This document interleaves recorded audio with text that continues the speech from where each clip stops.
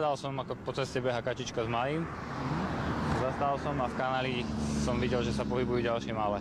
6 mláďat spadlo do hlbokého kanála krytého mrežou. Ich mama sa k ním nevedela dostať a pobehovala po rušnej ceste. Všimol si ju okolo idúci vodič, ktorý neváhal zavolať hasičov.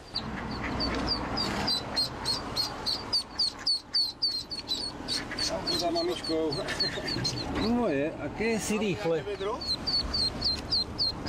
Zlaté to je. Upozorňovali odstavenými blikajúcimi autami okolo idúcich vodičov na to, že sa na ceste niečo deje, aby spomalili. Ďalšie mláďa uviazlo na druhej strane cesty.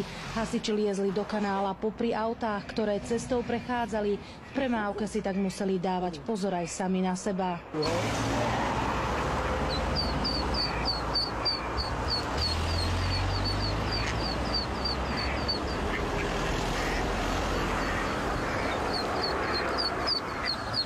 Behala určite aj s malým. Zo 3-krát by ich tu už bolo zrazilo. Kačacia rodina prešla z Hrona cez 2 dvojprúdovky plné aut. Hasiči ich naložili do vaku a odviezli späť k vode. Všetky sa bezpečne vrátili tam, odkiaľ sa vybrali na výlet. Oni pôjdu za ňou.